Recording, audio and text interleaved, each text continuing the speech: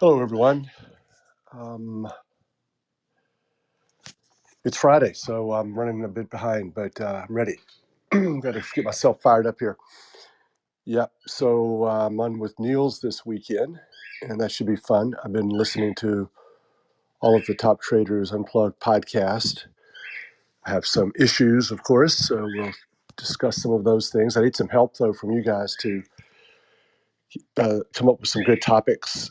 We can start the discussion today. I got a couple I want to start with you guys, and we can I'm practicing, then I can maybe do better with Niels. But two that came to mind were that, well, one that was sort of prompted by Niels. He keeps saying the same thing, giving me this impression that he won't give up.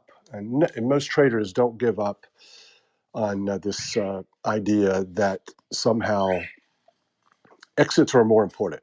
Exits for a systematic trend follower or a systematic trader, well, obviously they're more important than entries. And so I have been doing some thinking on that, and now I'm even more convinced that's not true. And they're, I think they're like the same. Okay. And then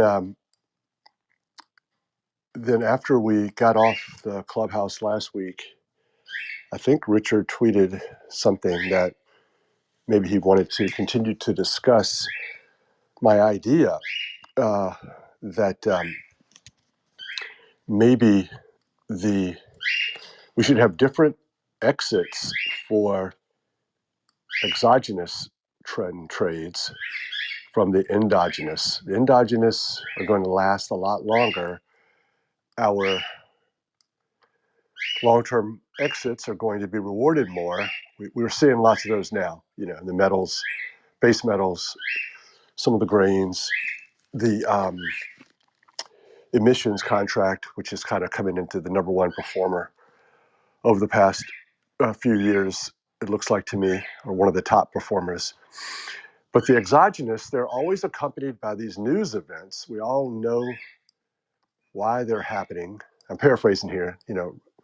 Richard's my backup. He's going to definitely correct me and say it better.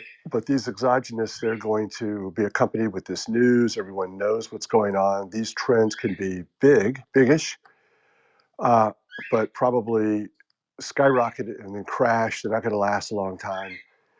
And not like the endogenous, where the news and these reasons are divulged over a long period of time, or something like that. So why not have a different exit to capture these rocket ships that are going to be impressive going up, but short-lived and crash potential? So okay, I need to get another cup of coffee, so someone needs to take over and do some explaining. Well, hi, Jerry. Hi, everyone. Look, those 2 points, Jerry. The first one, Neil's talking about the exit being more important than the entry. Look, I used to think that way, but I've changed my mind because the entry to me is where we commit as a participant in the market. And given this new stance that we're sort of steering towards in talking about targeting these outliers, I feel as though we're targeting these tails of the distribution of returns, where there's an assumption embedded in our philosophy that the market behaviour in these tail regions is actually different to the market behaviour that exists within the tail regions in the bulk of the distribution of market returns. So in that bulk of the market distribution of returns, we accept that there is arbitrage to be had by convergent traders where predictable patterns emerge in market data. AI sort of blossoms in that sort of particular environment. There's a notion of equilibrium and oscillation about an equilibrium occurring in that environment, but we're not after that particular edge. We are focusing on these market mechanics that exist in this exotic area. But the entry is critical to us to avoid participating in that market when this sort of predictable sort of behavior occurs. In other words, we're looking for these significant major moves where things start getting extended in nature. We start getting this non-linearity starting to be expressed in this market behavior, the zone of positive feedbacks, those sort of things. So the entry is critical to me because it eliminates a successful entry, or the zone of entry that we enter our trades, helps to avoid the noise that accommodates trade distribution. So, the better we are at eliminating, the signals that we don't want in the market data, in other words, that in the convergence zone, the better we are at targeting these outliers, or getting a greater relative proportion of outliers. So that's the first one, and I think entry is critical nowadays. Might not have been critical back in the 80s, 90s, but I definitely think it's critical now, because I do believe there's a lot more noise and a lot more convergent behaviour in markets than what there used to be in the past. The second point, I've almost forgotten what you mentioned, Jerry, but wait a minute. It was in relation to something I said. Can you refresh my mind? Yes, can we have a different exit for the exogenous trades? Yes. Okay. So what I was thinking, I think your comment last week was fantastic, in that you, based on your interpretation of what was said, you were saying, does that mean we should only be targeting endogenous events and not targeting these exogenous events, which have a different signal? In other words, there's a lot more predictability assigned to these exogenous news events. Or what we're saying is there's a lot more direct causal relationship assigned to these news events. Whereas these endogenous events are things that are internally generated within the market. And there's inherent uncertainty within the causal relationship of what creates these things, which that uncertainty seems to give a different signal for endogenous major price moves, in that it sort of starts with a small seed, it escalates or amplifies up to a critical level, and then it takes a long time to decay. So in relation to the signals that we would prefer, yes, we definitely would prefer endogenous signals, because they can last, years in extent. They take a long time to decay. But these news events, I was starting to think, everything about our technique is counterintuitive to this predictive or this convergent technique. So doesn't that necessarily mean that we don't want to necessarily participate in these exogenous moves? If, for instance, there is a high degree of predictability or high degree of cause and effect associated with these major price moves, don't we want to therefore not participate in them? In other words, I was thinking, well, we can't really change when we've committed to trades before the news event, obviously we've got to keep going with those trades. But if there is a major price move associated with a news event, is this something we want to perhaps exclude from our trade activity? That's what I was thinking. And therefore, the balance, or the majority of our trades, are therefore focusing on endogenous moves. They're the things we want, but we don't necessarily want to participate in these news events. I want to say that this topic is a very interesting topic, as all topic we discuss here. And I think that, of course, if we are talking about theoretical part of a process, exits, I agree that exits looks more important for me personally than enters. But because I can't imagine the effective system without exits. I can imagine it with, if we do this backtest without enters, without enters, only with exits. So it will work if without no rule to enter. It will work, but and without exits, I think it will not be working. But I think there is practical side of this, that there is no, for me personally at least, there is no sense of this theoretical, maybe uh, theoretical things because in fact if we use only enters, only exits, but don't use enters, our performance will be much lower, much less good than if we use enter, exit, and good risk management. So I think that for the system, it's all, and I like here the point of Jerry that I think in practical aspect, in fact, for me, enter is maybe the same important like exit, and the same important like risk management, and the same important like a massive diversification. Hey, hi guys, everyone. Um, First on this topic about exits and entries, it's hard to disentangle to evaluate the the importance of exits because it's independent importance because they're always contingent on some entry. You can compare different exit parameters, different parameter values or exit strategies contingent on some entry level because you cannot exit a trade that you haven't entered. And well, first it's that's why I find this question really hard to compare what is more important, the exit or the entry. And and the best exercise you can come up or that I've seen is from Derek, a blog post from him where he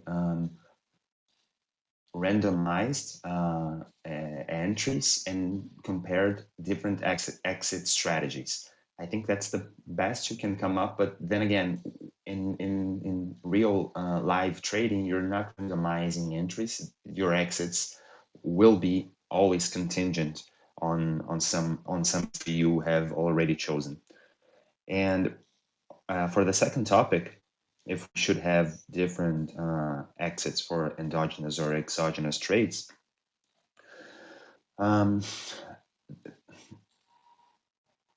I think we would sacrifice some sample size here, and suppose some, and that would be dependent on our ability or our capability to disentangle what's exogenous from what's endogenous, and even if there is such a thing, because it's hard to pin out if market move is exclusively exogenous or exclusively endogenous. Most of the times, just like we were talking yesterday, most of the time these things feed on the other. Sometimes something starts as exogenous, but then the market gains a life of its own and it becomes endogenous. And some other times it's the opposite. Sometimes it's just start moving and then you find some trigger, some macro trigger or some, well, anything else. And then again, even if we could separate one thing from the other, I think we would be giving up some valuable sample size in our testing. I agree with all of that. That is very well said. So I'm not going to say it again because I agree with all of that. In the same way that we give up sample size by using a stop loss, but that's not an excuse or a reason. But let's acknowledge that as well. And these, oh yeah, another thing too that JP brought up is that according to his research, the exogenous only represents 10% of the outlier trades, where endogenous represents 90%. So that's something to keep in mind. And I don't want to avoid them. I want to just take money out of them and have this shorter term exit. Like I said last week, back in the turtle days, there was this idea that if there was a lot of news surrounding a trend, you should be thinking about getting out of it earlier. um, versus no news, or the news being opposite of the trend. I mean, that's the holy grail. Um, so in these trends where they're parabolic almost, like the natural gas, UK natural gas, let's say, that went straight up. The volatility got out of control. There was almost no way, the 100-day low was going to capture that profit.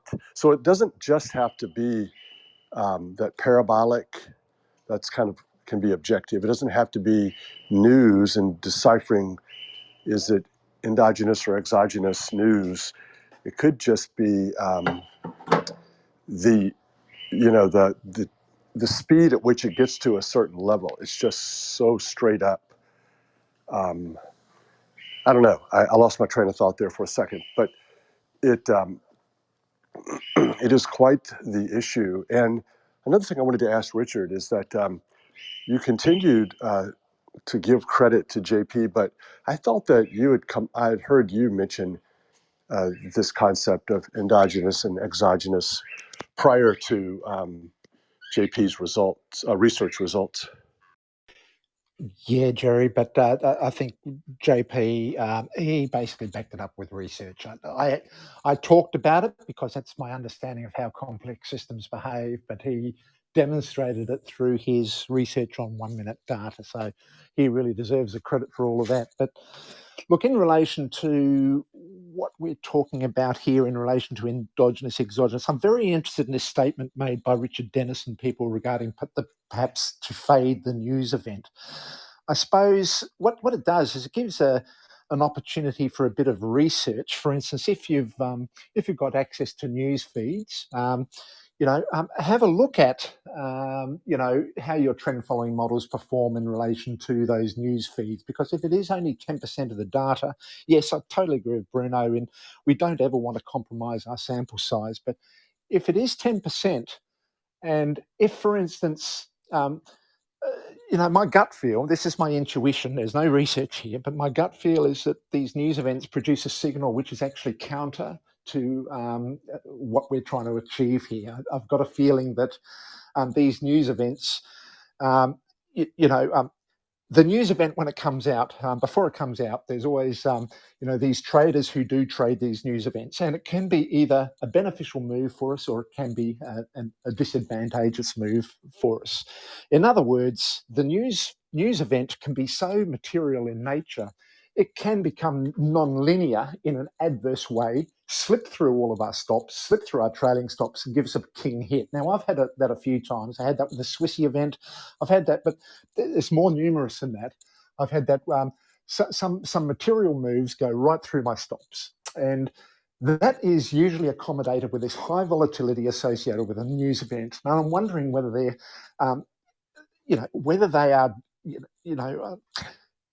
all based on this notion of our counterintuitive positioning. These news events, they can attract so much demand from the predictive traders that you really don't want to get swamped by that trading activity, in my sort of thoughts. And I was thinking maybe it is worthwhile having a look at the impact of these clear news events associated with a Bloomberg news feed or whatever news feeds you're using, and just look at the impact and try and assess it quantitatively to, look at how many times you win, how many times you lose, what is the nature of that loss, what is the nature of that win, and work out whether it might be something that, if, for instance, your trades are going to trigger during that news event, maybe you fade them or maybe you don't participate in them. I think it's worth the research as opposed to just a thought process or a thought bubble. In relation to what Bruno was saying also in relation to the random entry, look, I and Fred did a fairly heavy research project based on Tom Basso's and also David Harding's views of random entries into trend.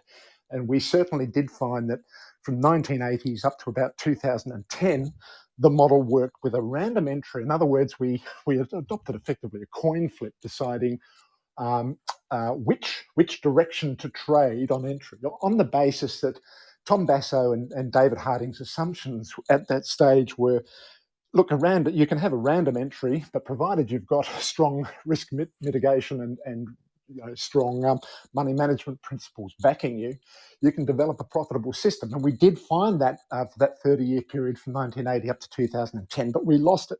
From 2010 going forward, it wasn't working for those models. But then when we compared those to exactly the same models, but with an entry-based decision based on a look back and a directional look back, we were profitable. A significant difference in material results across many return streams and across the portfolio. So my gut feel tells me that there is a hell of a lot more noise in the marketplace, which disrupts the ability to get the same result that Tom Basso and David Harding were getting over that 30-year period. I think market behaviour has changed. But that's just my 2 cents worth. I wanted to say only that I appreciate much ideas of Richard and other guys who works in this field about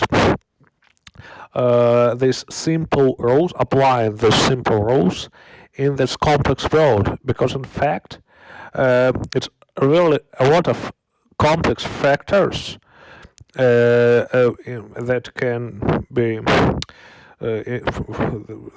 price forms from these factors, and we can't know all these factors, and it's very complex science. And this idea that trend followers use simple rules, simple algorithms, mathematician algorithm to win here, it's a very great idea. I like it very much. Like Richard said, that we are doing this not because we are dumb, because it's effective. I was gonna say, in terms of fading the news, it's quite interesting thing to research, of course, and I think especially for other models that use convergent trading, there are obviously models out there that basically fundamentally trade on the news. I think when it comes to endogenous, exogenous, what's important as well is the intensity of those factors. Like and like, let's say if we're talking about the news, right? The first question is, how much impact does it have on the overall market? Is it a, let's say you trading a certain stock, is the company going bankrupt and that was not known? Well, it's always known, somebody knows, but it just came out that a company's just been audited. That would have a major impact, and that could have a great outlier, but obviously the impact would be great. And certain news factors don't have a that much of a great impact. And I think that depending on the impact, that also determines kind of if a certain trend just impacts it on the short term, or has a whole shift, like a longer term shift, whereby let's say it was a bullish trend and now it changes to the other way. So I think the intensity of the news source or the news event is important, but also maybe a factor where has the news been drip feeded, because sometimes it just little parts of the news gets feeded throughout over time, or is this like a one-time ban? So there's quite a few factors that you could research there, the news source and stuff like that. But obviously, when we do when the research, or if anyone's interested to research that in combination with trend following, it's also important to see the adverse effect on, so such as having less sample size and stuff like that. Because I do think, and a very important part is that we should still keep focusing on making sure that you take all the trades and be aware that we're not filtering out too many signals that might be beneficial to find the outliers. Well, I wanted to ask if anybody else noticed that Oleg has a new picture. Man, that is a handsome guy. Look how Yeah, he yeah, yeah. looks. Wow. I noticed that. Yeah, a good looking guy.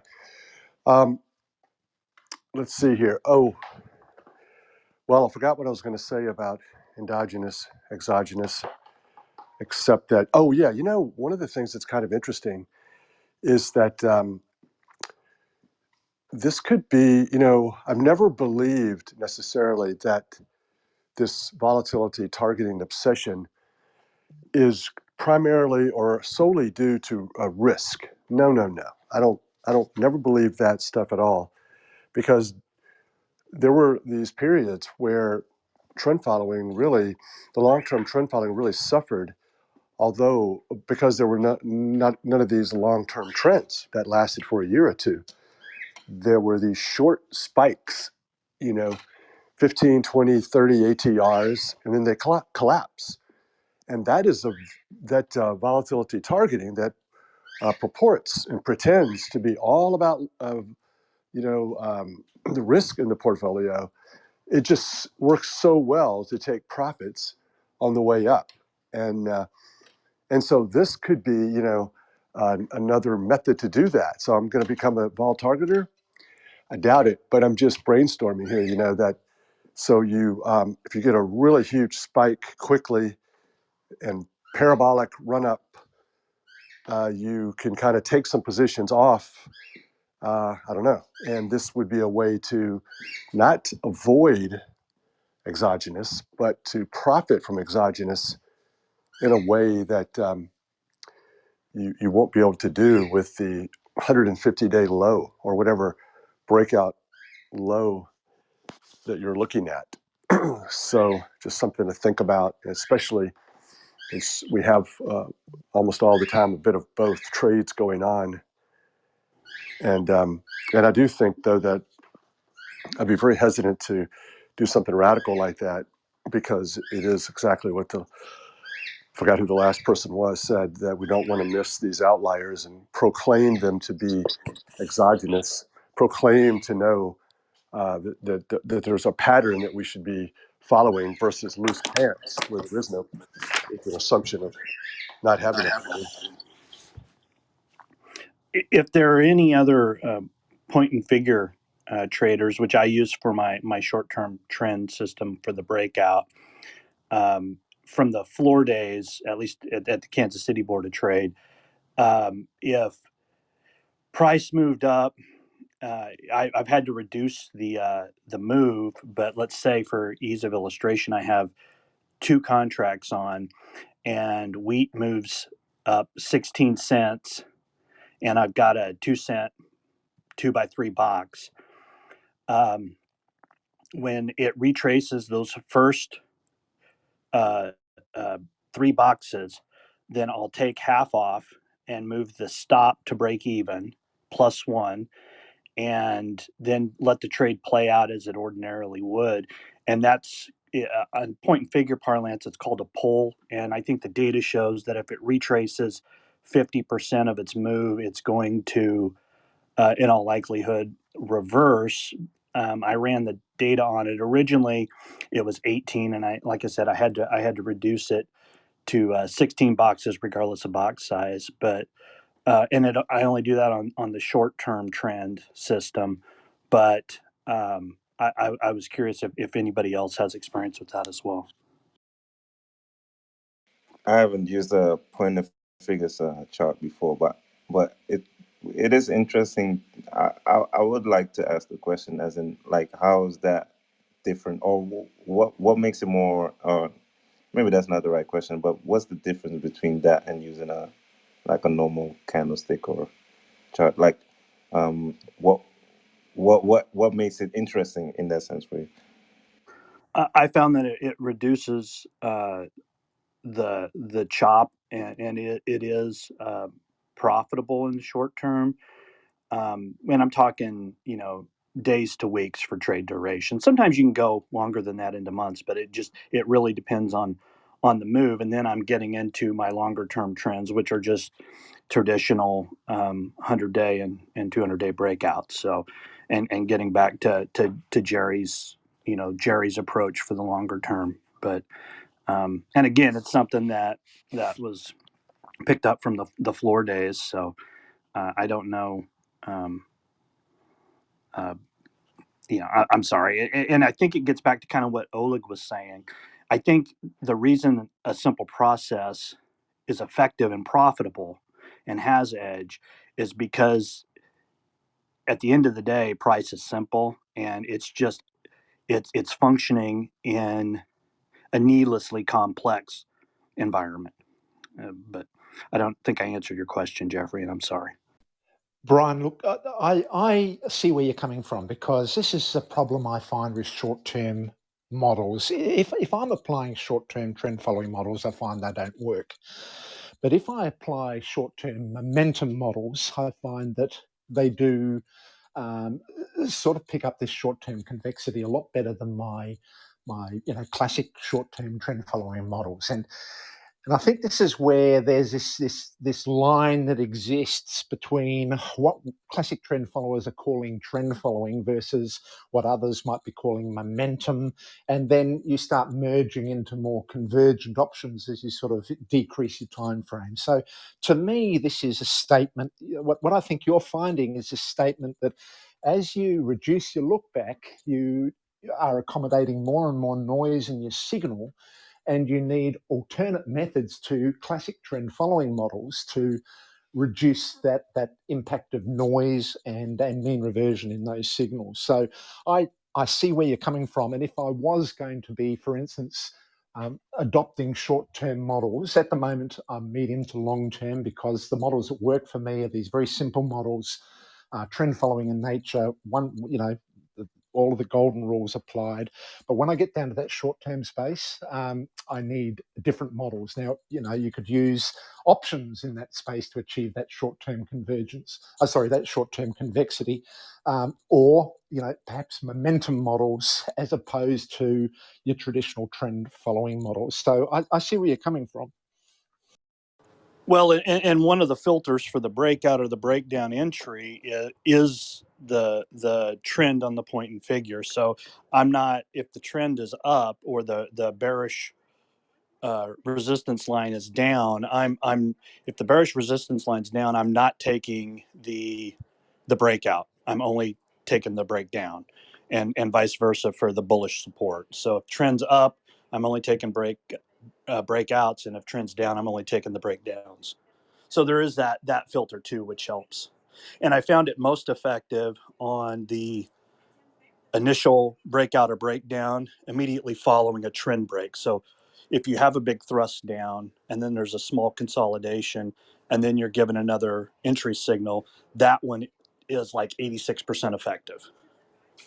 Yeah, great point, Brian. And look, I just think you've got to be aware, though, that as you include more and more parameters into your models in aggressively targeting this short-term signal, just be aware of the inherent tendency to curve fit your models, overfit your models. So you don't want that. So you need some method in your workflow process to really sort of pound out whether those solutions are actually overfit or whether they're actually responding to that breakout signal. I think that's a very valid point. I want to tell you one maybe a little funny story.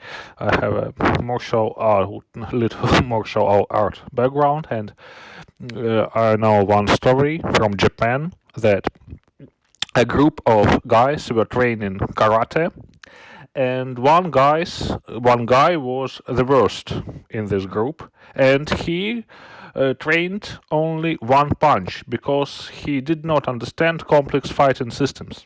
He couldn't do that, and when it came, and it was for a few hours a day, he trained only one punch because he could not do anything else.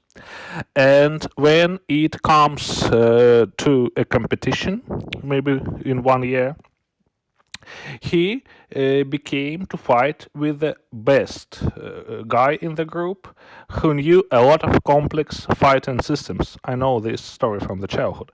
So, and that guy had win the battle.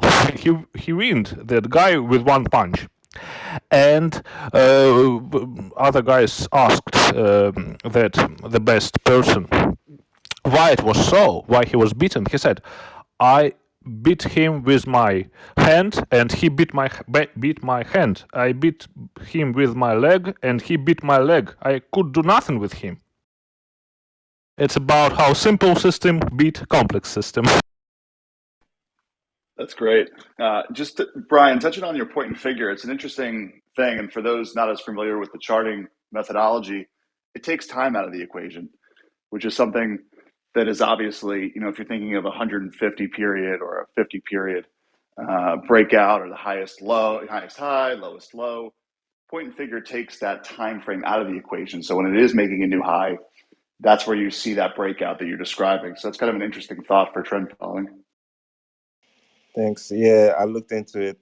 I was heavily looking into Renko, so that, but obviously that displays it differently. But yeah, I noticed they're quite similar, but it's just the display. Yeah, yeah, it's quite an interesting concept. Taking our time. I didn't manage to get it to work, but it's definitely something that's been hounding me for the past years. It's definitely something interesting there. Yeah, I think from my experience, any of those charts, they do contribute to, I guess, the visual aspect of trading, which could assist in the discretionary way one would trade. I mean, if you're purely systematic, I'm not sure if that would help.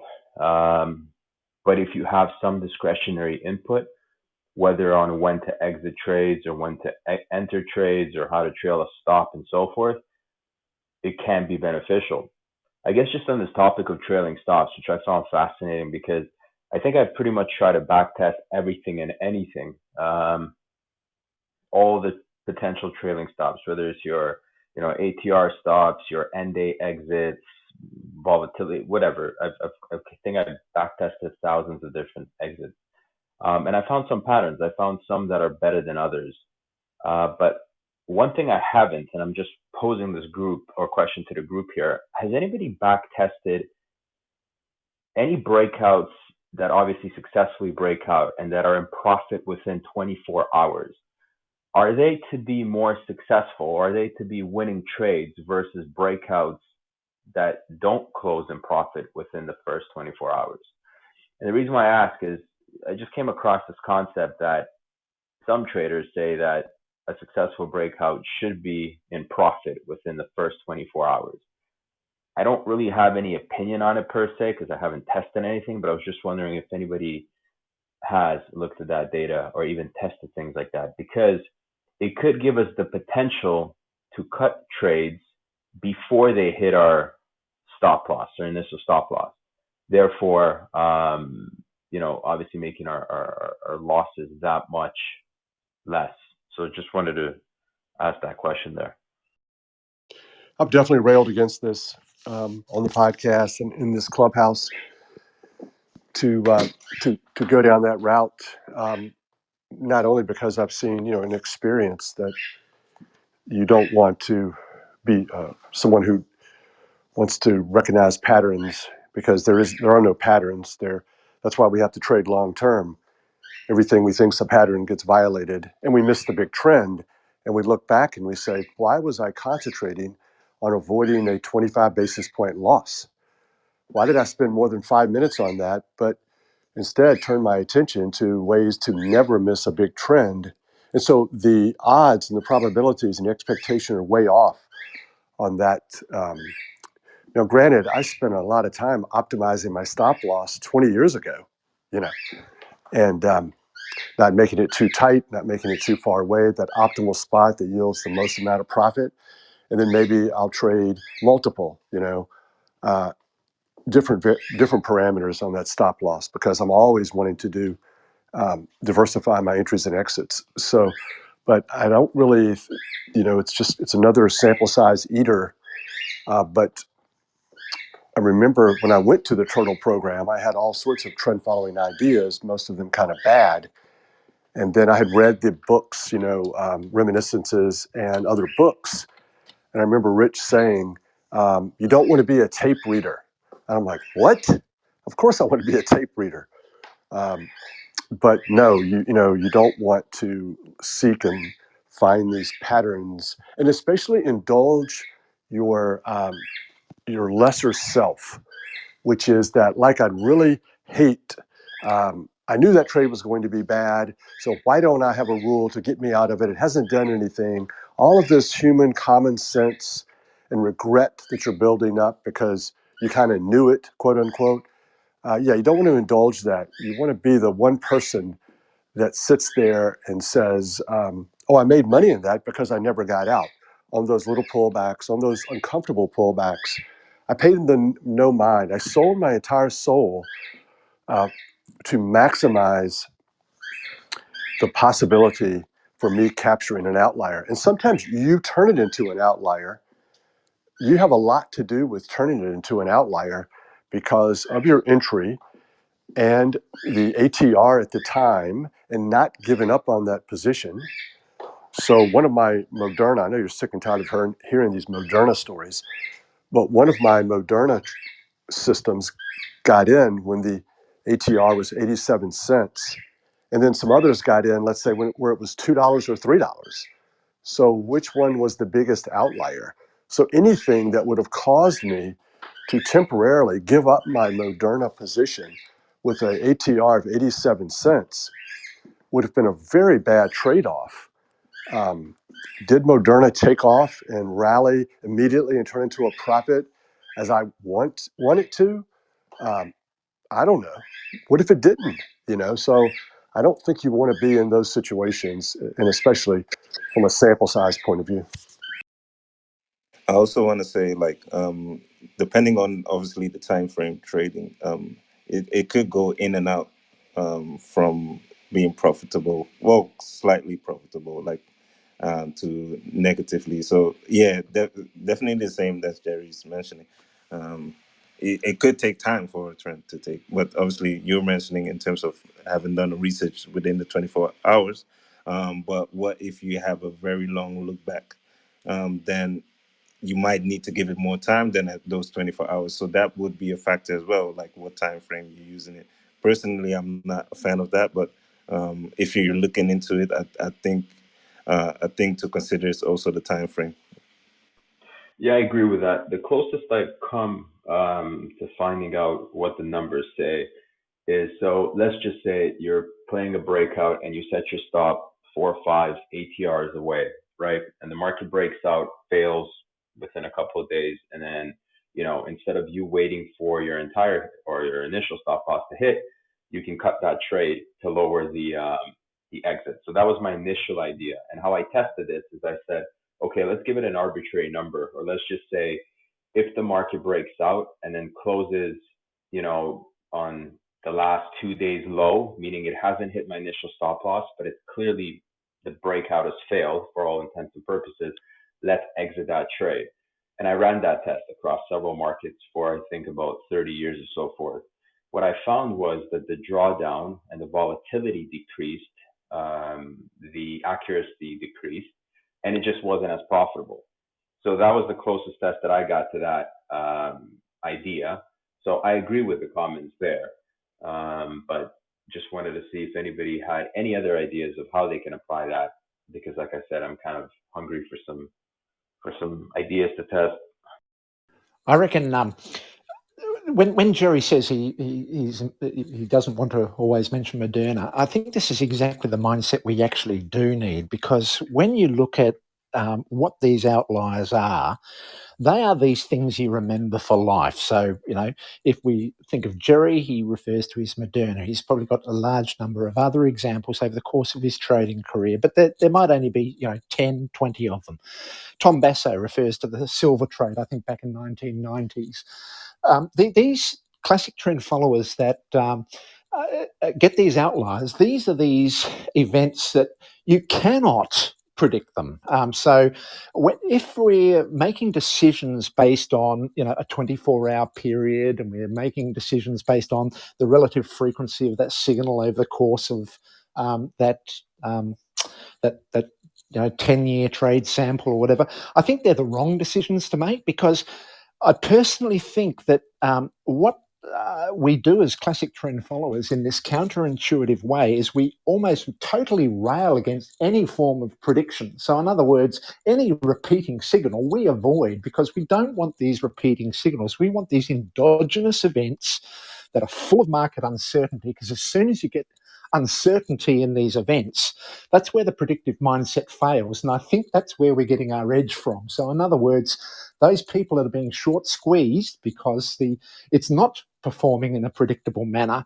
These are the trends that keep on going when everyone's saying, oh, they've got a reverse, they've gone too high, or the reverse for the low.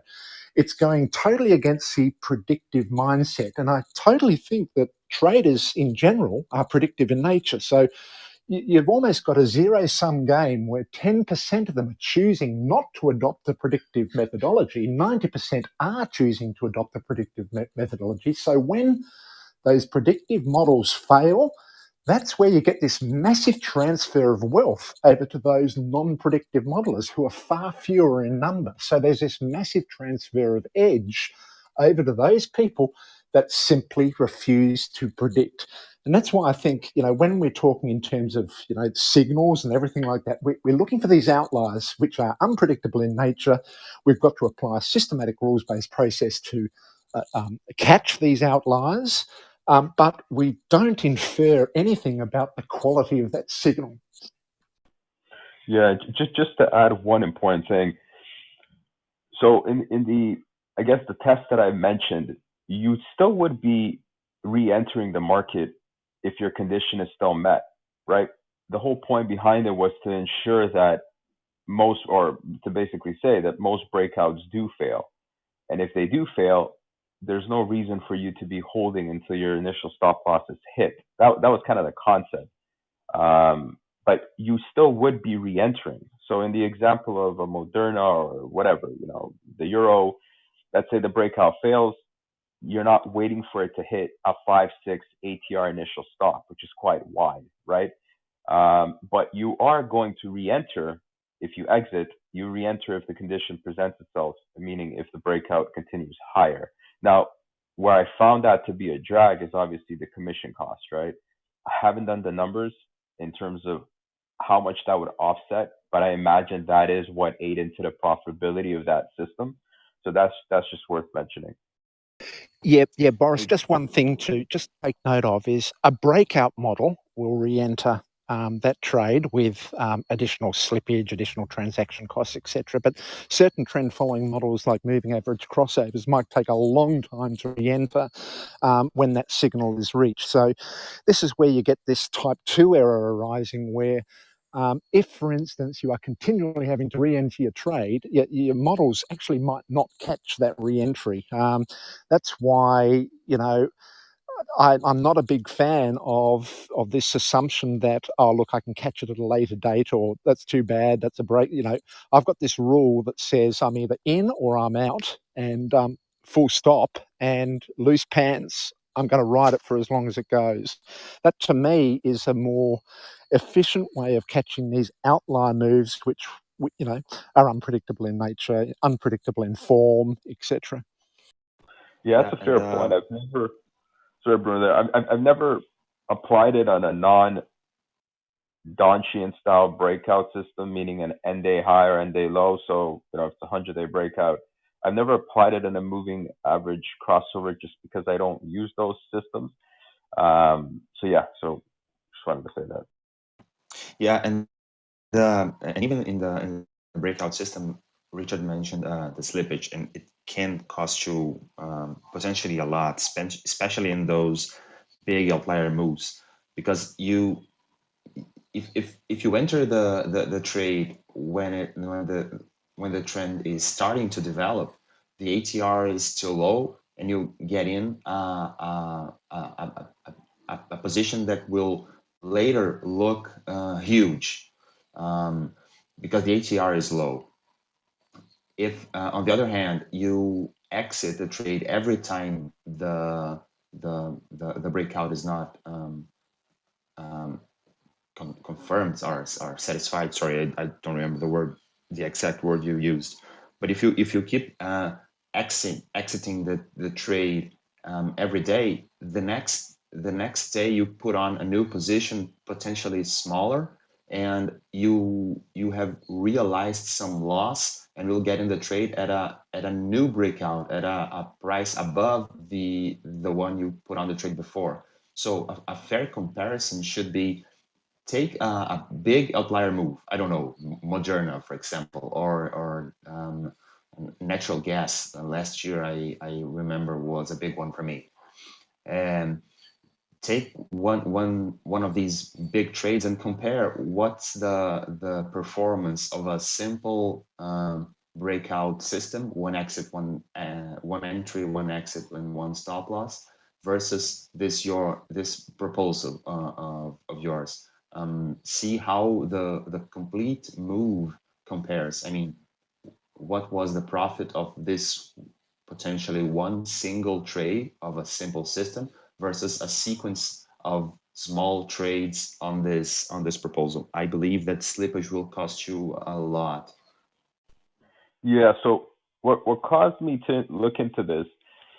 Well, reading about it for sure, but number two is just analyzing some of the trades that I had and seeing had I exited, and obviously with some hindsight bias, but just seeing if you apply something like a 2-day, prior 2-day low exit for a high, as opposed to your 5x initial ATR stop, you could see that the losses that and I measure them in R just to kind of keep things simple, but you'd see that your 1R loss, they add up, right? You get 10, 11 of them in a row, 12 of them in a row, they do add up. Now, obviously, the effect to your portfolio could be minimal if you take the right position sizing, but they do add up. So what I started seeing is, how can we potentially reduce that? And I started thinking about that, the drawdown, the volatility.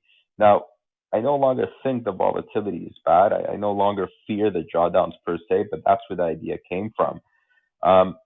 I did not see that you would be missing any outlier moves. You'd still be getting into these outlier moves and you'd stay in them, because eventually what would happen is your trailing stop would overtake your breakout stop. It would overtake your the stop that you put in. So you wouldn't necessarily miss them as long as they were going in your direction, as long as they were breaking to the upside, in this case for a long. But interestingly enough, what I did see is that the profitability just wasn't there. And that's why I never bothered to look into it any further. But this was just on the back of a discussion, and I kind of mentioned this on Derek's Clubhouse yesterday, probably prematurely, but I was just wondering if anybody has looked into any other, whether it's trailing stops, any breakouts, any other kind of tools of the trade that they found to be interesting, or they found that has some potential to kind of look deeper into. I'd be interested in testing some of that stuff. Have a look, Boris, at Better Systems Trader. There's a good podcast with Cesar Alvarez. He looked at a lot of time-based methods and did a lot of comparisons between different types of stops and trails. But just be aware that it was for momentum models as opposed to trend following models. But that there was a good podcast. So if you just look for Cesar Alvarez, CEASAR, I think ALVAREZ, and look at the one where he presents this research on Better Systems Trader regarding different methods he tested. That's pretty good information. Yeah, so fair enough. I've backtested some of his mean reversion systems, even though I don't really trade them and I don't trade mean reversion, but I did backtest some of them. Definitely has some merit. I guess what got me thinking is, and I think Jerry, you posted this. There's an interview with Nigel, I think his name is, from Quest Partners, was it? And he was discussing his trend following systems and how they exit. And it was something I've never heard before. I can't recall exactly the details of how they do it.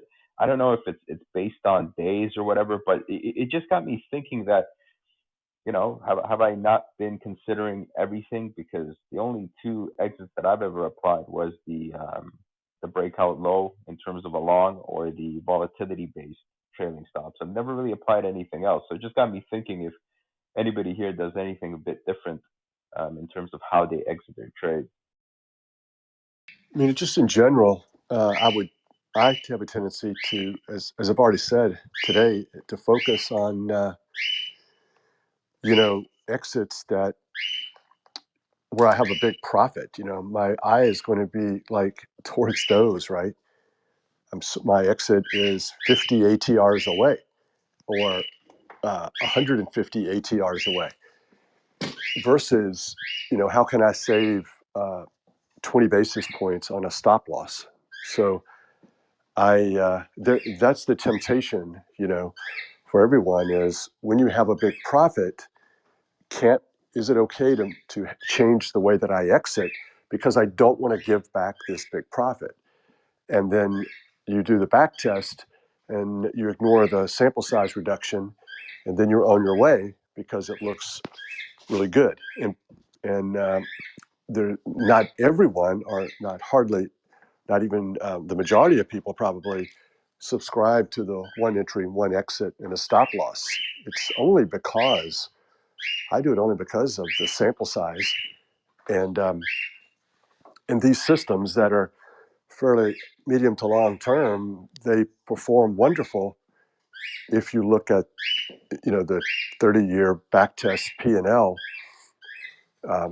They have drawdowns, but I measure my risk based on the average loss or the stop loss that I'm going to implement. So if I'm going to risk $1, I'm going to make 3 to 4. That's how I look at things. I kind of ignore open trade profit when I'm doing the back test. I want to say here something that was important for me in my trading process, and this is that I understood after one of our Clubhouse discussions about exits. I decided that I have one exit on one system. Now I have only one system because of diversification, because of a not very big account. So I have an exit. One exit, it's a breakout exit, so signal breakout, signal exit. And before that, I did trailing stop plus breakout, and that type of exit that would come earlier, it would be my exit. I thought that approach is good, but I thought a lot after the discussion, and I remembered I said that in the discussion that I get remembered that I had research on this topic. In fact, I had research on many topics, but I remember I had research on this topic. And in terms of diversification, I think it's better to have such approach.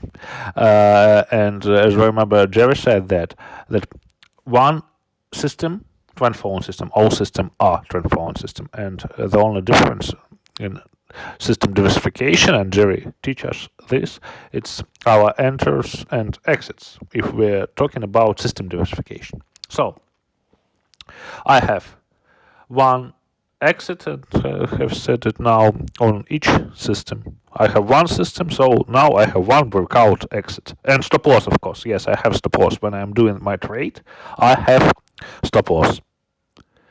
And Boris, look, Hey guys. I heard that Quest podcast with Nigel, and yeah, it was very intriguing to me because he's clearly focusing on short-term convexity with his models. And when you look at Quest's performance, they've definitely got that short-term convexity embedded in their models. But I have a feeling they're certainly not doing what I'd regard as classic trend followers are doing. We have far more volatile equity curves, etc. But we certainly get this bang for buck. But he's certainly doing something in this short-term convexity space. His average hold is quite low in day terms.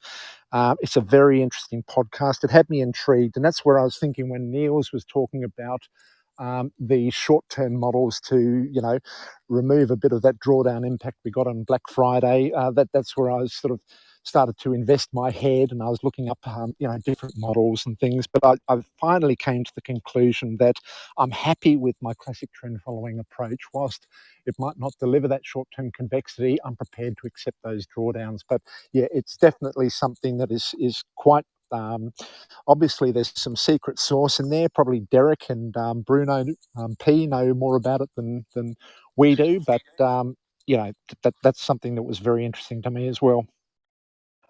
I was just going to ask Richard for his analysis, and when I was a member on your site, it may have been there, so I apologize if it escapes me.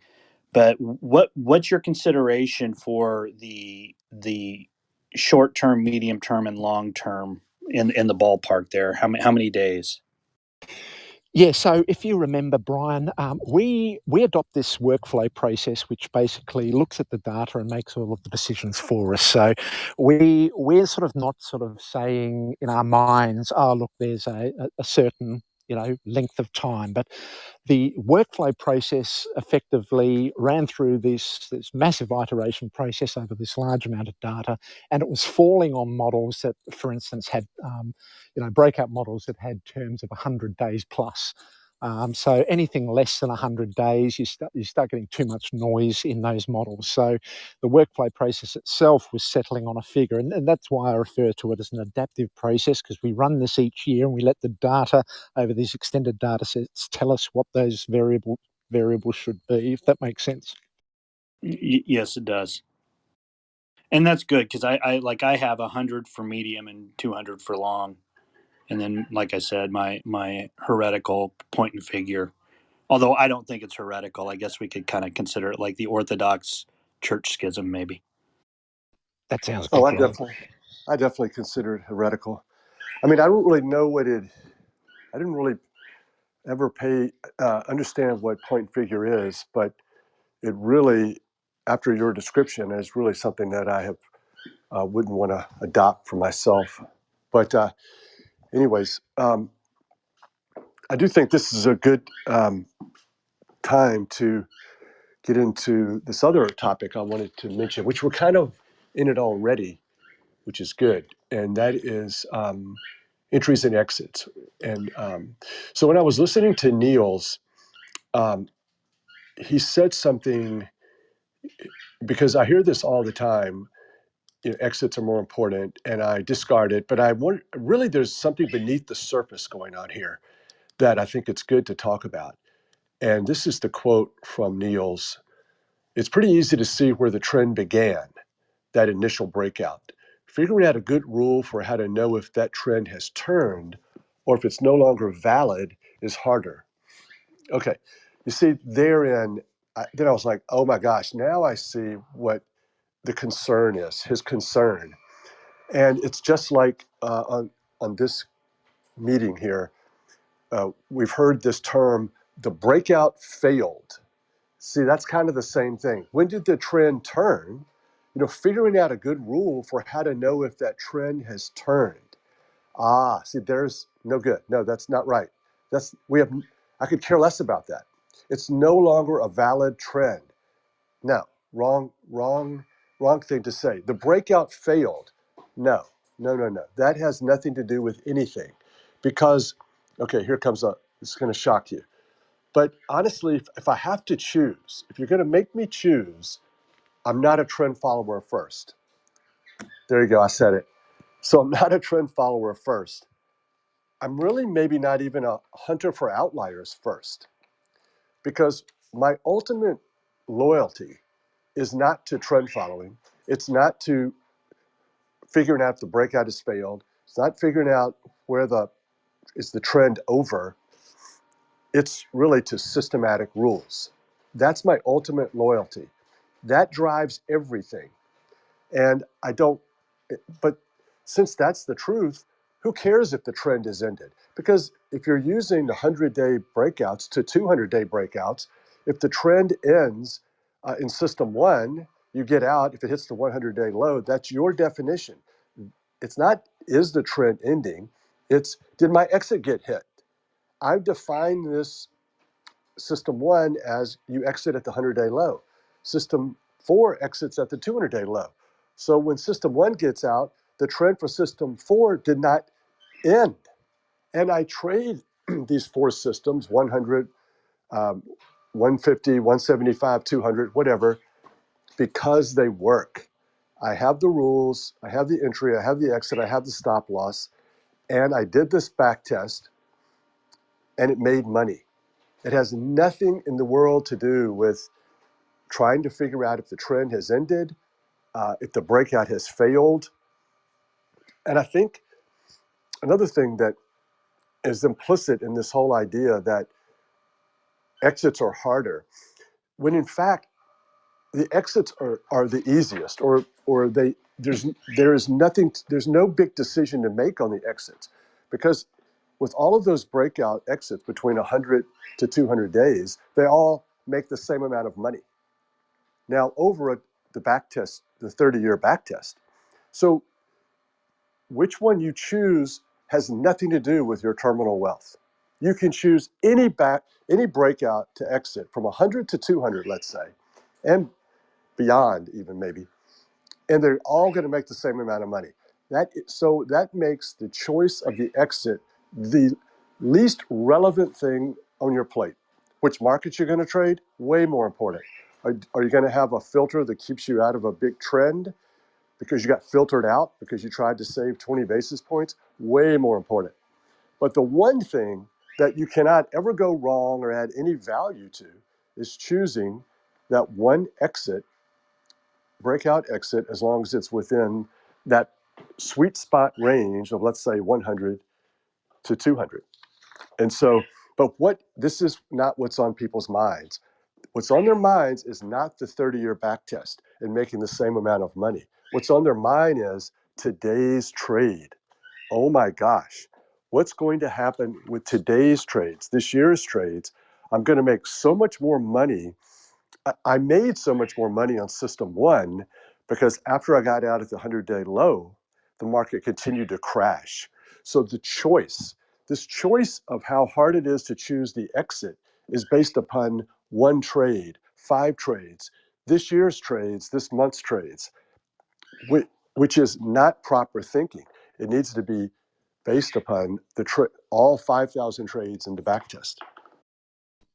I was just going to say quickly, Bruno, look, the light bulb moment for me was when I stopped starting to think that the trends were being defined by my systems. They weren't. There was this trend in the market data, and my systems were models that I was applying to capture aspects of that trend. That was the big light bulb moment for me, because when you start getting devoted to your systems, you start thinking that those systems and their parameters are actually defining what a trend is. And that's wrong, because a trend in the market data can be any form, because when you start scaling out to your daily, the weekly, the monthly, etc., you start thinking that the decisions you made with your models on exiting that trend, the trend is still going on these different time frames, depending on how you're looking at that market data. So if we shouldn't be tied to thinking that trend is being defined by our systems. They are not. Our systems are the method to capture the trend that exists in the market data. We're capturing this serial correlation that exists in that market data. And this serial correlation gives those market trends their enduring nature, but they are clusters. They are clusters of serial correlation. They are not distributed uniformly throughout that market data. So you can have trends lasting many, many years, but if you're thinking in terms of your models, you're only thinking in terms of trends that last maybe 30 days, 40 days or whatever. So you've got to stop thinking that your models are the things defining the trend. They're not. Your models are capturing aspects of that trend that exists in the market data. Spiderwebs. I was going to say that's really interesting, Jerry, because from my research, I found that longer term exits do make the difference. But I was testing, I believe, a region of much shorter or to medium term models than you just said. This result I found, I was testing breakout models from of exits from 20 to I think 150 day low or high, whatever. And I found that these longer term models were better, but you just said any exit from 100 to 200 is the same. And that's interesting because it's the upper range of the exits I was testing. So, well, it got me thinking, perhaps I have to, I thought I was long term enough. Perhaps I have to be even longer term. Yeah, well, we've been running this type of research for a long time, and we run it all the time, and it continues to say the same thing. There is the sweet spot. I'm not saying 100 is too short term for me. But I think, in that range, certainly nothing less than 100. And I'm not sure how high you can go, 300 maybe, I don't know. And of course, the overall profit is about the same, but the average trade, of course, is larger for the longer term systems because they do fewer trades. So it's this kind of illusion that, in some ways they're superior. But, I would take a different track, describe it a bit differently than Richard did, in that the trends only exist within my systems. That's all I can care about. In my world, it's just my systems. That is defining the trends. And I've got four systems, I've got four different definitions. But the trend of the market itself is so subjective and it's infinite and it's the eye of the beholder. I think the trend ended here. Well, I think it ended there. So unless you wrap objective entry and exit systems around this data, you don't really have much of a definition. And then certainly four different definitions or 10 different systems with 10 different definitions doesn't sound like much of a definition or objectivity. But these trends only in my world, my trends, the way I see this is a trend, this is not a trend. It's subject to me, which I'm one of a billion people who may be trend following. So what does that mean? Well, it means nothing to anyone else. But in my life and in my little world, that's what the trend is. It's system one is the trend. We don't trade trends, Jerry. We trade uncertainty. That's how I've resolved it all. So all this talk about trends, I don't like that term because it is incredibly subjective. But I believe that we trade this thing called uncertainty with our models, and that's how I rationalise it. And I like the point very much. I like the point. I heard it from Niels and I heard it from Jerry. That first of all, Jerry and Niels are risk management. First of all, they think about risk, and I like this point very much. And I think the reason that entries are less controversial is because um, there's just not as much difference between entering, notwithstanding this Moderna ATR of 87 cents, but almost all the time, system one gets in at the 100-day high, system two gets in at the 150-day high. Come on, there's not going to be that much different. In fact, they could have different exit points and different exit parameters, but on some trades are going to get out on the same day because the 100-day low and the 150-day low can be the same price. Okay, so there's not a lot to be gained there. I'm going to lose 20 basis points on system one.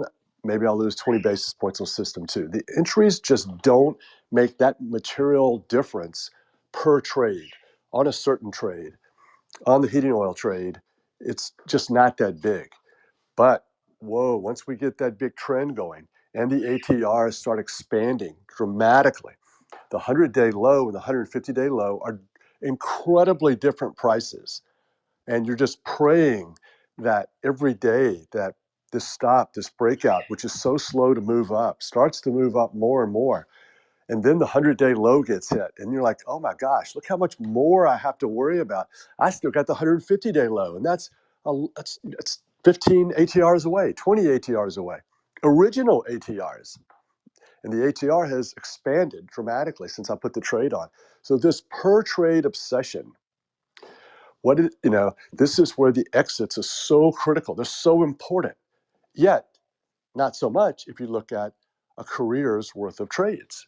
They're the same. Sometimes the 100-day is going to get me out quicker. Thank God. Sometimes the 100-day gets me out quicker, but the market reverses and goes right back to the highs, and I never got out of system two, the 150-day low. So how wonderful is that? This mix of the P&L. The systems are highly correlated on a daily basis, but not so much on a trade P&L basis because it can be vastly different random results with these breakout exits per trade, per outlier. The outliers, wow, we're so afraid of them.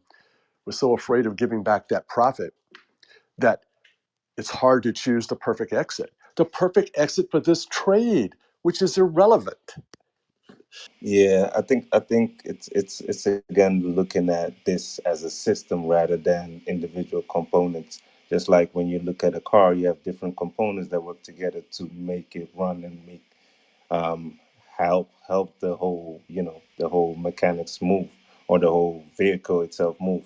So if you look at it individually or trade by trade, then you're not seeing the full picture. But if you see all these components working together properly and systematically, then that will help move the vehicle, that will actually get you to hunt for those outliers. So it's all the components together working together that actually makes it, and not a trade by trade basis, but the trades over time together will paint a better picture in that sense. So obviously, if you have one trade, you can lose that one trade and then you cut your losses. But if you look at it from a bigger sample size, then that will actually show you the mechanics or actually shows you the whole system rather than just looking at the components. So you need to look at it from a bigger sample size or sample sizes together to view how the system or mechanics system works, basically.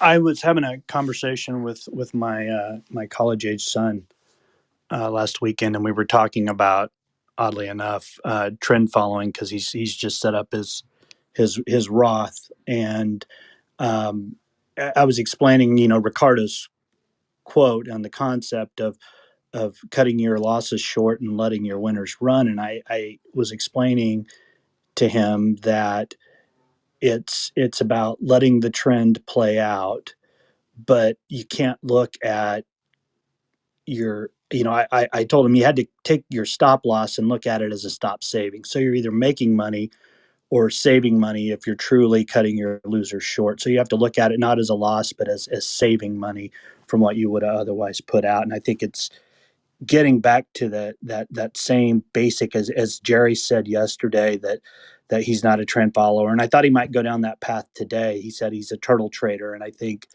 that's kind of what we have to look at for that mindset is just keep that at the forefront. Great point, Brian. Actually, something that really caught my eye was, is everyone here aware of Abraham Wald?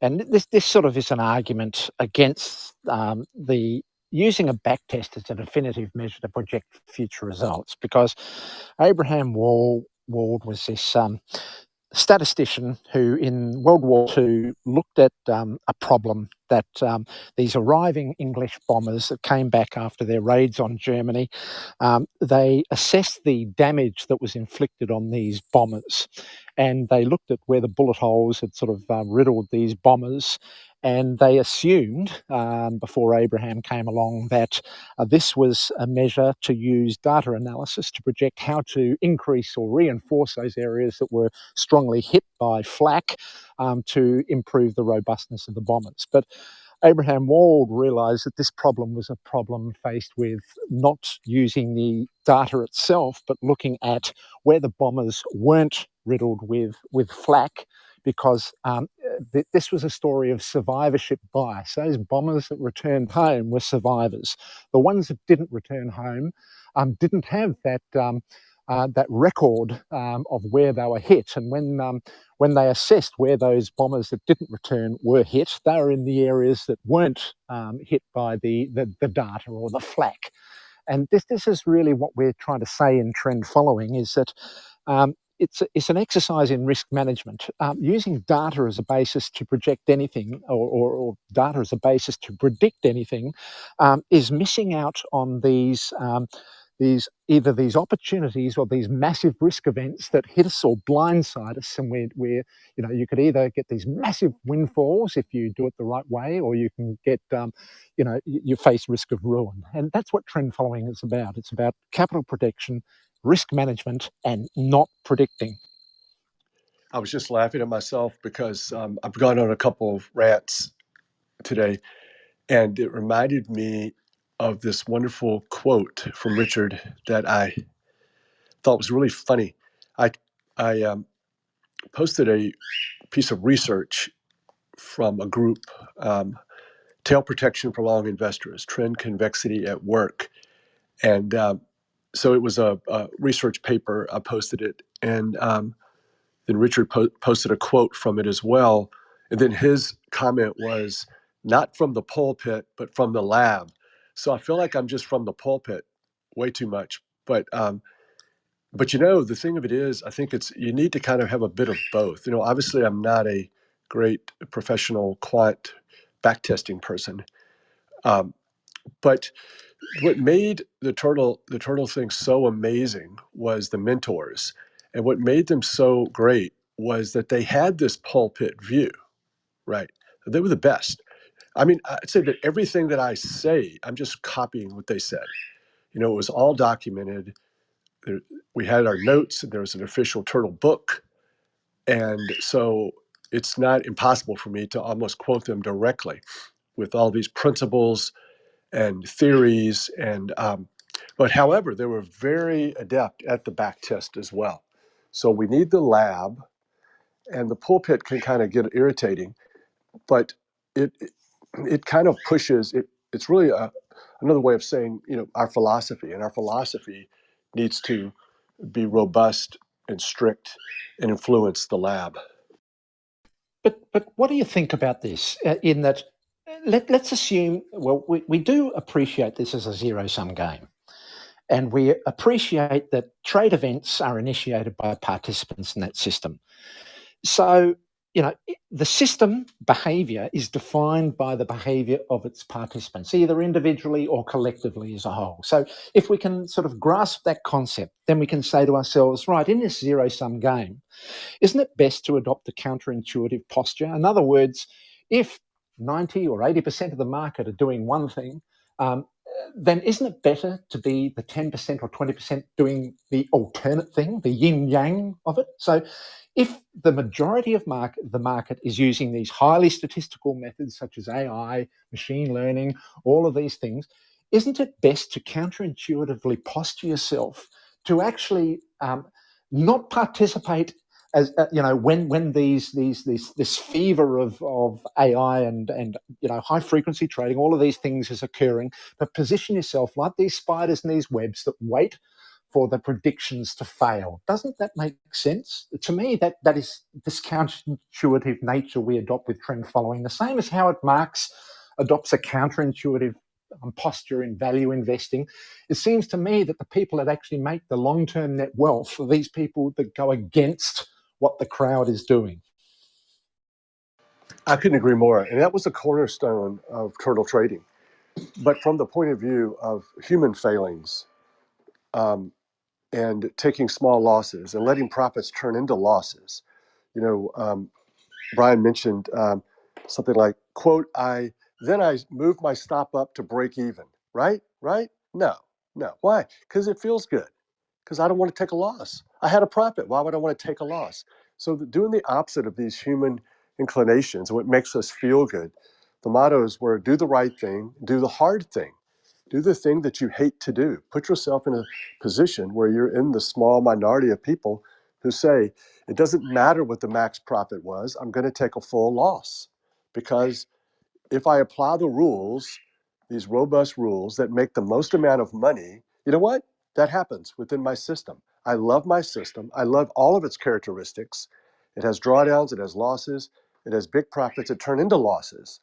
Why do you love that? Because I love the system. I don't I don't celebrate the results all of the time, but I know that a faithful application of this particular parameters in this system is going to put me in a better likelihood of achieving in the future what I have seen from the past. Very great words. No comments. It's very great words.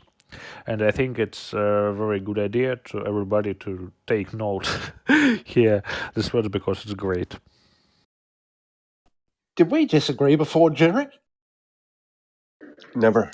I mean, it takes me so much work to try to find an original comment that I didn't learn from you or Richard Dennis, and to put in my own little twist on something that, you have to indulge me, like my Well, I own little thought I got it all creativity. from you. So there's something weird here. Something weird, but no, I think we're in total agreement. Although I do appreciate, because I'm very similar in that I have an initial gut reaction to a question or a concept, and then when get off the phone or get off the podcast, I'm like, oh, wait a second, I have to think about this some more, and it kind of never goes away because and this is like the issue with trading is that you're always coming up with different ideas and different methods and different things to test, um, and you get excited about it because you want to do better, but then you don't want to get yourself in a situation where you violate these big time principles of diversification and shorts and hunting for the outlier, making the outlier your bottom line, twisting that mentality to oh yeah, sometimes I look at these charts and I look at these big profits that I still have in some of these markets, and I just say, I need to just totally focus on how horrible it would be to get out of these things too quickly. And that's another genius of trend following. If you step on the field with trend following, you're at least moving in that direction. Whereas with everyone else, these big profits, their major concern is, I don't want to give back. I have what I have. What can I do? How can I research exits that would allow me essentially to get out now? And so this is, I think, one of the ultimate ways we fade the world is by saying, no, I have the opposite concern with this mega profit. I don't want to get out too quickly. And boy, that's the ultimate going against human nature. Great thoughts.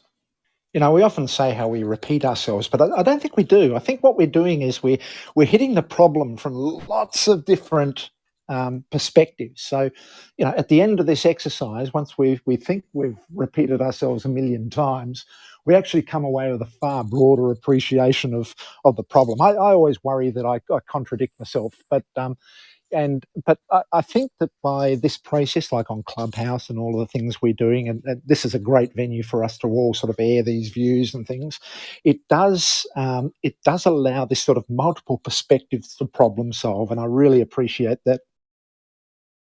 I know that Howard Marks talked poorly about trend following in his missive, but the recent one, but also found the article. He wrote an article. It seemed like it was excerpts of his paper in the Financial Times, and I tweeted it, and it's really good. I mean, he is definitely a person who, uniquely in some ways, that is the opposite of me. That he says so many good things, generally philosophically, that I agree with. It's not contradictory to trend at all, and so. Plus, if you leave out a word or two, it sounds so much more impressive, which I have a tendency to do. But so this is one of the things I tweeted. When investors use poor judgment and reduce exposure through ill-conceived selling, they fail to participate fully in the big trends. That's a cardinal sin of investing. It leads to dismounting from the miracle of long-term compounding of returns. Now that comes from a guy who buys distressed debt or stocks, but that could have been said by a trend follower. And that is amazingly right. Now he may not like it when we sell because something's going down. I don't sell because it's going down. I sell when my exit gets hit. But still, trend followers and people who use trend, they can sell too quickly. And their mentality is to be fearful when they have big profits. And they should be hopeful that it's going to keep going. And he nails it. I mean, no one nails it, but you can't say it better than that. Yeah, because when you look at both Howard Marks, you also look at Buffett and Charlie Munger and their performance record. when you look at their performance record and their equity curves, etc., you realize it's just these handful of trades that have led them to this compound returns over time. So whatever model they're applying, we're applying a model, call it trend following. They're applying a model, let's call it value investing. But they are laying over the top of that model, like we do, this principle of compounding. And so that's where the two models agree. But when you really look at their performance returns, you could say to yourself, well, was it value investing that allowed them to pick those particular stocks? Or was it the principles of outliers and these anomalies that turn those stocks that they picked into these fantastic long-term returns? They might have a different narrative to it, but I just see it almost like our method. Yeah, and that's the thing. The most interesting thing about trend following, it doesn't matter what's the narrative, what's the reason. What matters is we have robust rules that can profit from market moves independent of what's the narrative, what's the reason, or whatever. Yeah, it's interesting, as Richard mentioned. I guess in that sense, it's hunting for outliers as well, but through looking at valuations instead of, or looking at the state of the company instead of, instead of just looking at price. So it's still a hunting for outliers, but just using a different way. Um, I think Richard, great point. I think I might have mentioned this 2 months ago when the last time I was on and Buffett came up, is that value investors or fundamental investors, there's still a trend aspect to the methodology. It's not necessarily just price. It might be revenue, it might be EBITDA, it might be earnings, but there's a trend aspect that people are looking at, and so. Um, I think there is a lot of that same methodology that's embedded in that process. I don't think that they have the ability to maximize the outlier that we would, because their logic would probably influence them to get out too soon. The fundamentals, the logic, rates can't go negative. This market is overvalued. So I trust the trend blind price only approach to maximize those outliers. They probably would even use the word outlier, I doubt. And they wouldn't be cutting losses short. That's where I'm sort of scratching my head thinking, are they really equivalent to us? Because, if you're a value investor, you have conviction in your argument, you're willing to hold, even though the move in price might not translate into your prognosis for quite some period of time. So you could be experiencing these significant drawdowns that the trend follower would have already cut a long time ago. So unless there's something I'm not seeing with value investing. Yeah, that's right. And then the trend follower has a loss, and it's a worse trade by definition. The value person has a loss, and it's becoming better and better. And so the potential for that to blow up is a little bit higher. But I've also heard or read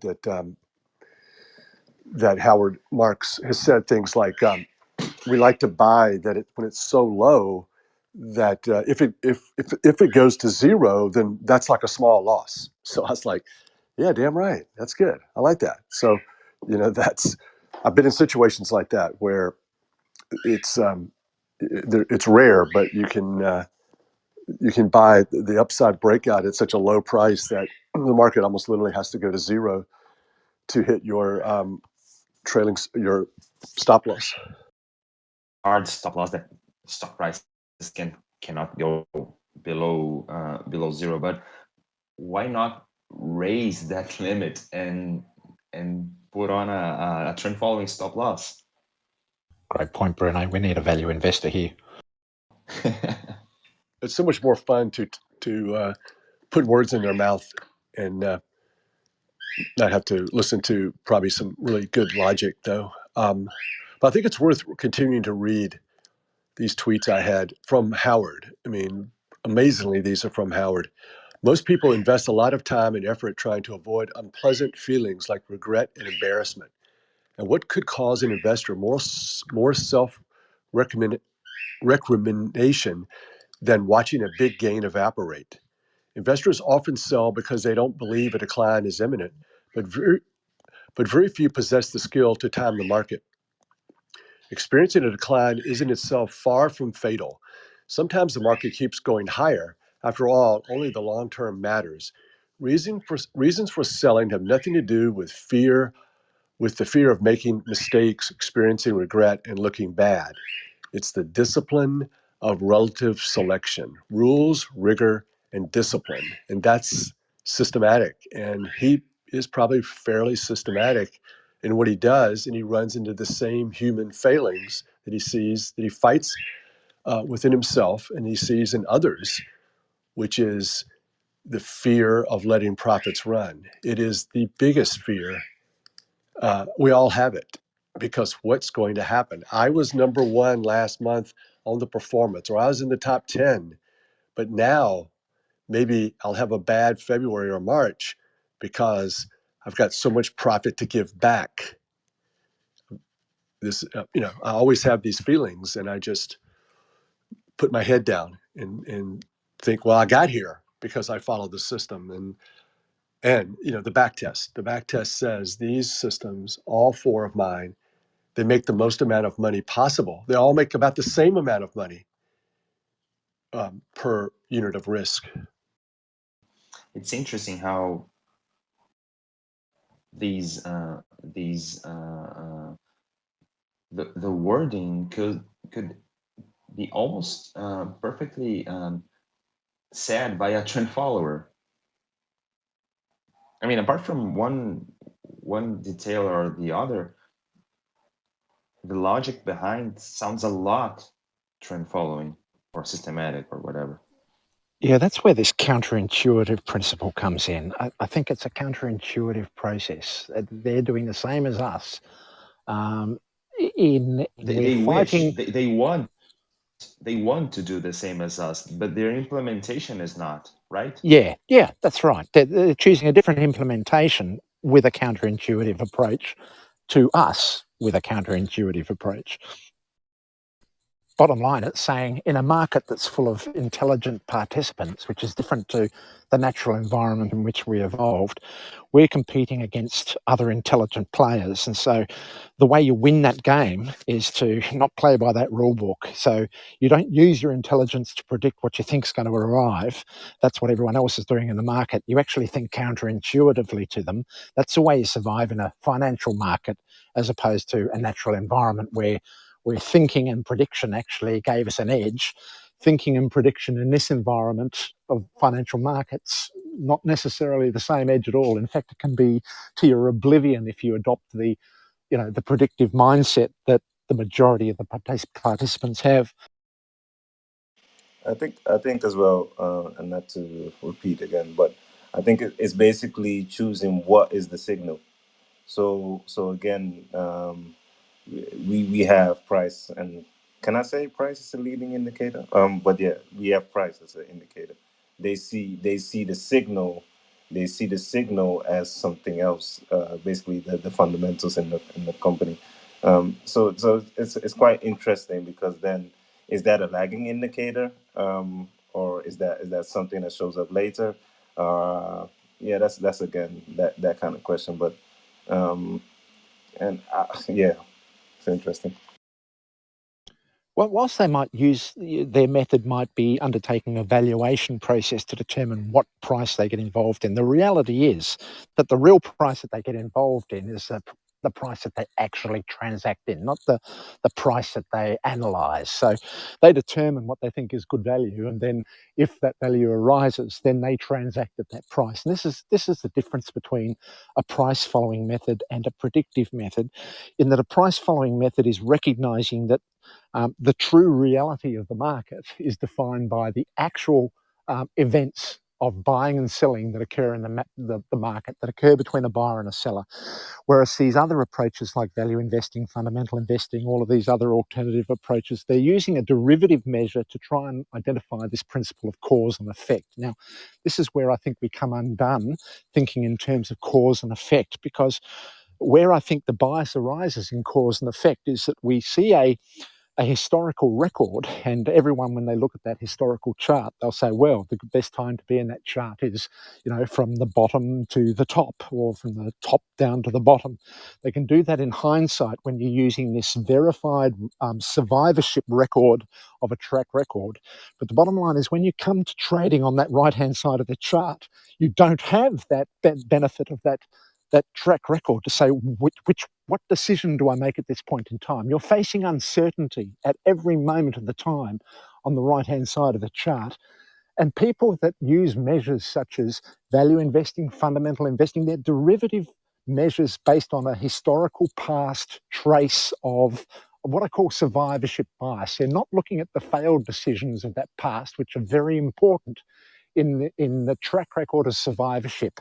They're only looking at those things that have survived the record. And that's where I think we run into problems when we use any form of cause and effect in this market. That's why I don't believe you can have any merit in using a back test to predict a future performance. I think that a back test is only useful in a way of identifying, historical risk and how your models have been able to respond to that historical risk. That's as good as you can get. Yeah, I like that. One of the slightly different idea that I wanted to mention is that I don't know if anything, I can't think of the last time something hit me so profoundly as this endogenous exogenous. I mean, this was like a Christmas gift. I love this thing, and I need to go back and listen to those two podcasts, the one with Richard and Niels, and then JP. He's on the Top Traders Unplugged as well. But this was such good stuff that I'm just continuing to think about and ponder. The 90%, 10%, that, what a relief, right? That is as horrible as exogenous trades can be, where we do have a spike in a profit and a good profit, the long-term exits may not be optimal for those type of trends. But the 90% of the trends are endogenous and long-term exits, because these things take months and months or a year to play out as the reasons for this trend are slowly revealed. It made me think that when I hit this period in the late 90s, and I was like, I don't think shorter term is the way to go. I think we need to do some more research, look at the back test, and use longer term parameters. And when we looked at them, the results were yes, longer term parameters work very well, as well or better than the shorter term ones you've been using. So over all the data, we're not going to just use the last few years when it seems like the shorter term stuff is suffering. But I got to thinking, it maybe is not even a product of this back test or coming to this realization. It's just was always going to be true, irrespective of the back test, that if 90% of these trends are endogenous and take months and months or a year to play out, then long term is always going to be preferable, because it's going to maximize the profit on 90% of these trends. Yeah, it was an amazing thing that JP research. It's blown my head apart and made me think a different way. Yes, hi everyone. What a great conversation. Yeah, I believe being counterintuitive and be a contrarian reminds me like a 20/80 rules. I mean, it never fails. I mean, maybe we can say it's a 10 to 90 rule, because all of us are here because we are trend followers. And also, I have a feeling, so correct me if I'm wrong.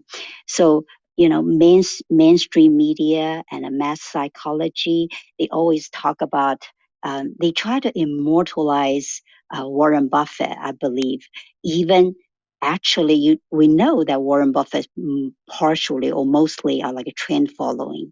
So the mass psychology try to validate their way of trading. And I remember a couple of days ago, I think Michael Saylor even quote Warren Buffett. I mean, you can imagine. So you never know who is behind this sort of like a quote propaganda, because right? Because the math is easy. They are easy. It's easy for them to understand this kind of logic, and also because it's a zero-sum game. So somebody have to lose. What do you think? I totally agree, Lulu. I think that a lot what we hear in the media is probably, I'm not a conspiracy theorist, but I certainly know that, the likes of Bill Ackman and people like that, they deliberately, post on social media and, decisions that definitely benefit their game.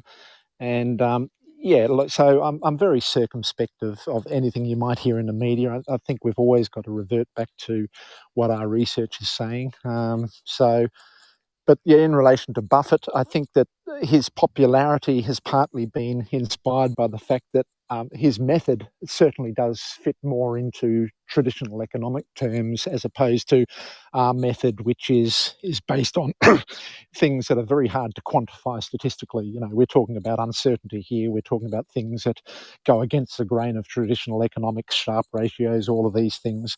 I think Buffett has been able to sit much more happily within more sort of the traditional economic mindset about what drives these markets, which has probably been helped his popularity and appeal. So interesting.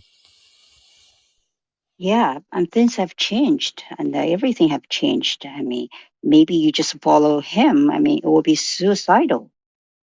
Ackman, I like Ackman. He's a pretty cool dude, and I guess he's pretty smart, and he has a pretty good track record, and he has had some high-profile failures. But whenever I think about Ackman, the only thing that comes to mind is he wears these amazing suits, and he's like always dressed so well. And then that's kind of the opposite of me. I never, hardly ever dress well, and so I think he sends a much better vibe to potential investors. Because some of us are impressed by fancy suits, I guess, like, yeah, me. So even though I don't wear them often, I am kind of impressed when others do. So I Maybe do we like, use Oleg. Perhaps we use Oleg as our front man, given his nice new profile pic we can see here. exactly. I'm thinking that well, some of us, including myself, if we went in and said, hey, I need to change my picture like Oleg did, I don't think it would have the same impact. He's still an old guy with a cockatiel on his shoulder. So, but Oleg, congratulations, that was very nice, and I'm looking forward to other updates, and of course, meeting you one of these days. So, but back to Ackman. So I got caught in the Netflix trade, right? So I made a lot of money in Netflix over the past few years, following the Netflix trend, and then it gapped down $100 or something. We're right at my exit. It was like right at the breakout. It closed like 50 cents higher than the breakout, and then the earnings came out, and then it was down 35 after hours, and then the next morning it was down 100. But I made a lot of money in the trade, and it was small, of course, and so it wasn't a material loss that day. It didn't impact my month or anything. But so that was a good trend following trade. I love Netflix. I'm going to keep it in my portfolio. But Ackman plays by different rules. Oh yeah, he buys it. Oh yeah, he buys it. It's down so much. I really believe in it. It's a great stock. It's people overreacted. So I'm obsessed with watching Netflix now, and which is irrational, right? I shouldn't even care about it. Caring about this was another turtle rule. Don't care about trades that you're not in, of course, because if you care about them, you have this emotional impact going on. I hate taking losses. I hate those gaps. I hate other people making money. Yeah, there was just a whole long list of hundreds of things, of psychological thoughts that you should not have. However, hopefully Ackman does well on his long, and I'll buy it again when it hits the breakout, and we'll both do well, right? Except if it does have Jerry, Valiant Pharmaceuticals on him. what about Facebook? Yeah, so Facebook, I looked at Facebook because I was reading these articles yesterday as they were coming across. And I don't have Facebook in my list of stocks that I trade. So I brought up the Facebook chart last night. And oh, what a horrible, oh, you're just in a dilemma, right? What a horrible give back. But it's still a lot of open profit. And I don't think is even close to my exit. I'm not in it, right? But I was just thinking, like, oh man, what a bummer to hold on to that thing. The rules say it's still a long. Notice I didn't say uptrend. I don't care. Is it an uptrend? I don't know. I don't care. That's subjective. Yeah, subjective.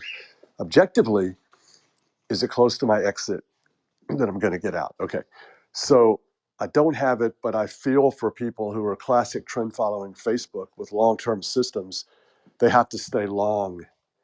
And even though I don't really like, I think personality-wise, Zuckerberg kind of rubs me the wrong way. The opposite of wearing a nice suit, right?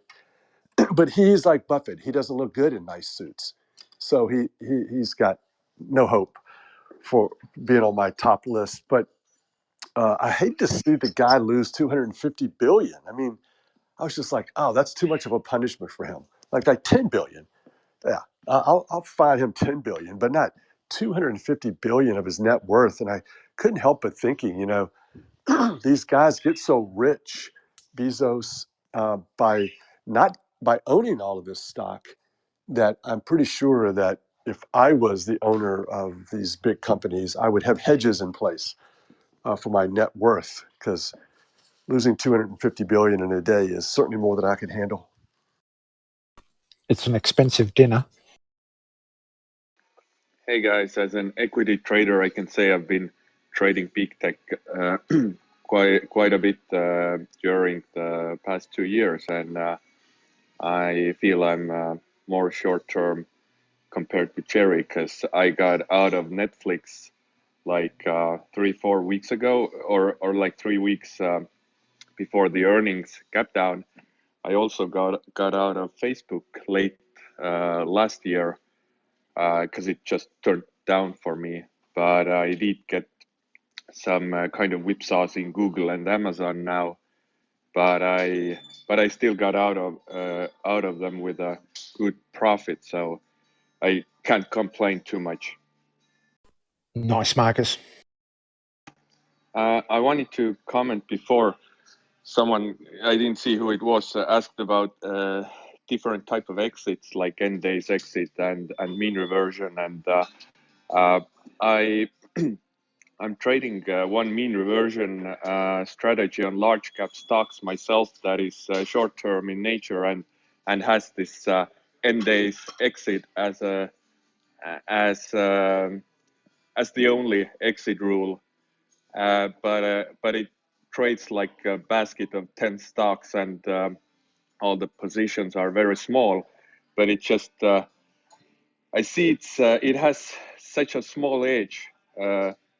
It, the profit factor and the average win compared to average loss is so small compared to trend following strategies that I've often come to think about it, if it's even worth the work and managing the positions daily. But I think I like it as a diversification, or at least I want to tell myself that I want to have some mean reversion as a diversification, because I only trade equities. So, but actually, to be honest, lately I'm currently like in a drawdown of 10% since November, but it has been after a very good run of 2 years in stocks, so I can't complain too much. But lately, like in the past 2 months, I haven't seen this mean reversion strategy compensate too much, giving back the trend following open profits that I was hoping for when I put this strategy on, that it would compensate the longer term trend following strategies.